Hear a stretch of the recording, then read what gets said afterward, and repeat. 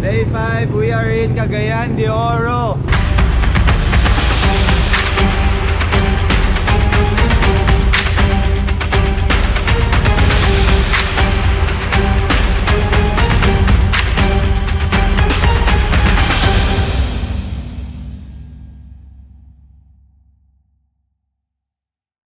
First activity, ano pa ba? River rafting. Kuya Jojo! Ito na naman, another adventure! Another adventure! Okay. Day 5, mag-river rafting tayo. Ayan, ayan yung mga kasama. And yung iba nasa kabilang jeep, puno na. Kaya dito kami sa kabila. Let's go!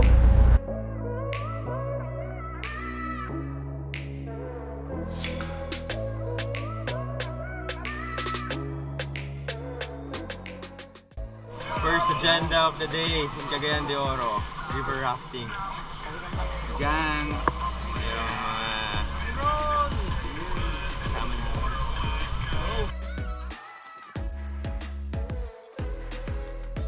Guys, pag nasa Cagayan de Oro kayo, automatic kailangan nasa must do nyo sa dito is river rafting.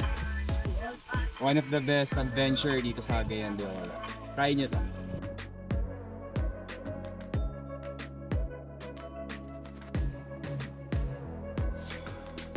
So, 5 bucks per boat. Tapos kasama yung guide. So total of 6.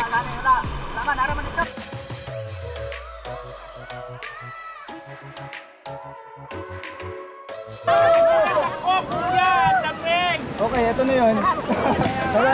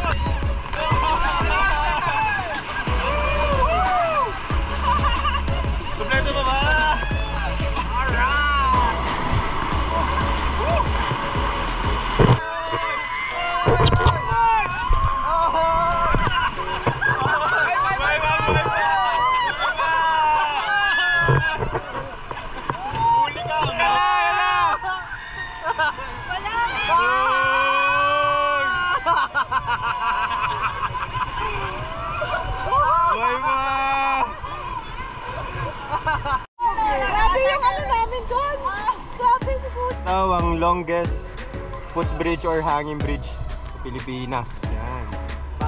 Bakit daw, Sir Joey? Dahil simula Cagayan de Oro, Kino-connect niya.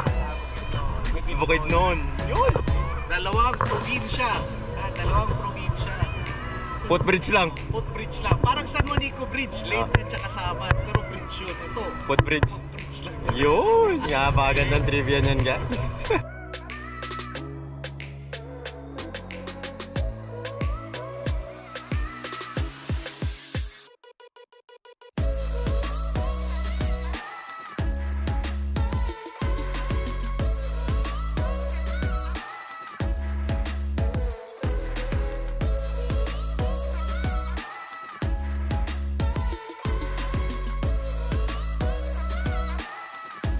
Sarap!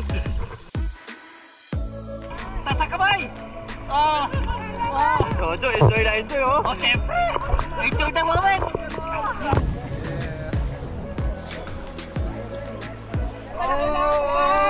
Natwista! Tsura nito! Ay, hindi ako natakot.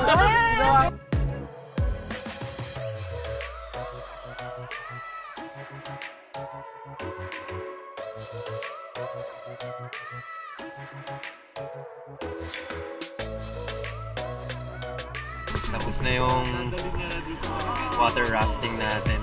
Napaka-solid na experience.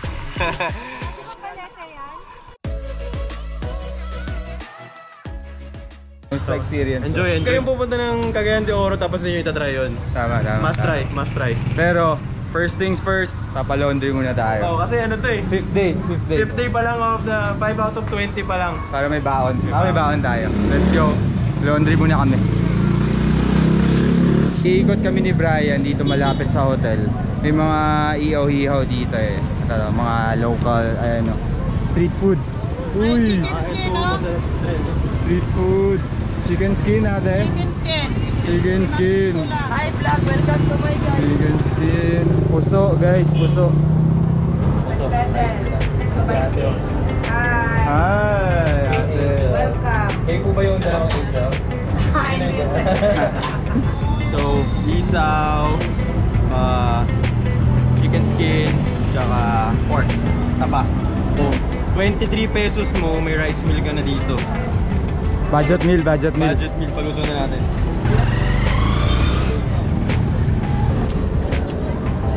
Kumusta? Sarap, double sauce, panghang. Malambot to. Budget hack. Budget hack to. 28 pesos mo. 23. Tatlong barbecue stick ka na. May ba yan? Kang ilaw. Ngayon ako pa ito nakita eh. Pero, sabi ni Kurt, dito raw, sa region na to, nilalagyan ng toyo ang mangga.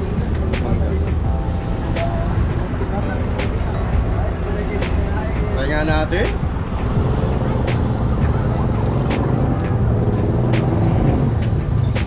Grabe.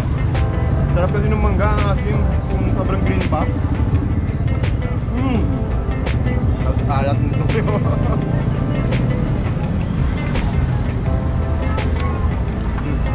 Kakatapos lang mag food trip ni Brian dito sa Cagayan de Oro. Ngayon sasakay tayo ng Rela. Rela, ito yung tricycle nila dito sa Cagayan de Oro. Ito yung itsura. Yan. Ayan si Kuya, dadalhin niya kami sa simbahan. Ito yung itsura. Oy! Sa 4x3 gaming. Let's go! Rela pala. Rela. Guys, ito yung loob ng Rela. Mga ilan kasya? 1, 2, 3, 4. Mga apat siguro. Kaya ilan kasya dito? Siguro. 10 tao kasya dito guys. Pero matindi. 4x3 lang to. Yan. Ito yung loob ng Rela. Sa ibang bansa, katapat nito is tuk-tuk. Oo, sa Thailand. Yan. Sa Manila, tricycle dito. Rela, as in moto, Rela.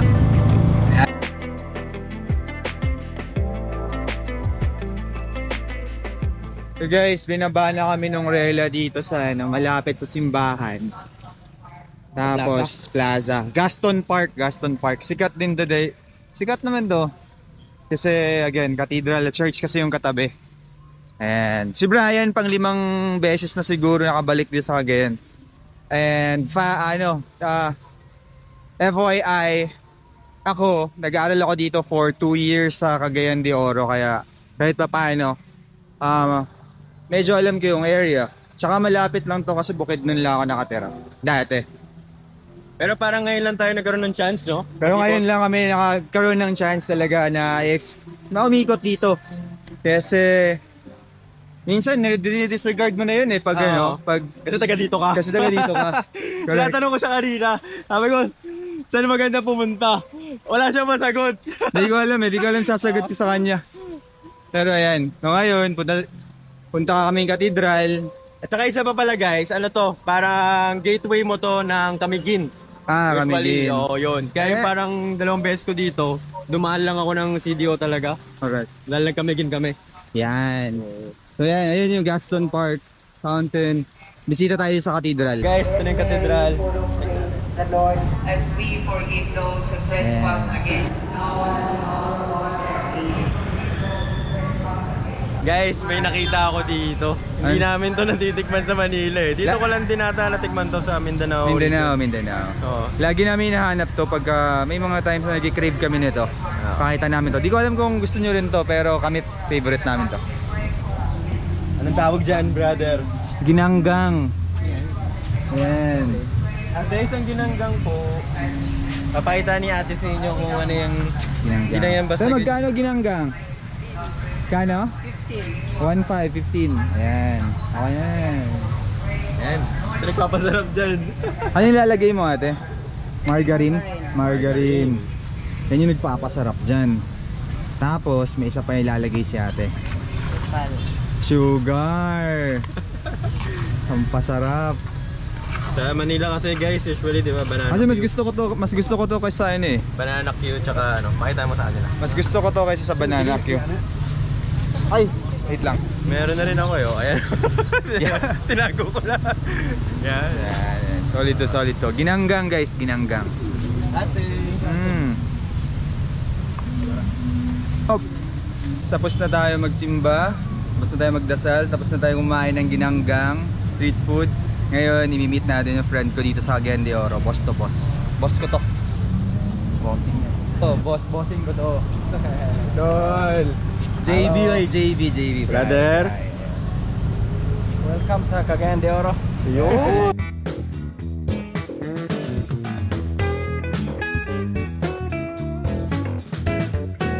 So, nagtanong kami kay Boss JV kung saan niya kami dadalhin yung authentic yung kakainan. Dito niya kami dinala sa ano, Shazam's. Pater daw kakainin namin, pater. Pero, Ayan sila, tatalo na sila. Ayan si Boss JV. ay libreng sabaw, libreng. May isa yun eh, yung parang vegetable. Ah, Yung talong. Oo, tama. Bakla kasi nga mura dito, grabe. Ayan si Boss. Boss, salamat sa dinner. Ang lasa. Kaya boss ko talaga to eh. Boss ko talaga to eh. Pater kami. Try. Nakamayin mo daw o magsarayan mo? Kamay. Ayan.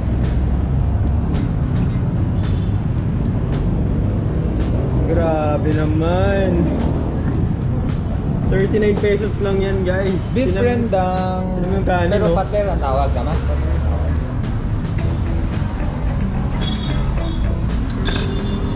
Uy. Tapos may paano pa? Chicken curry and tuna. Spicy tuna.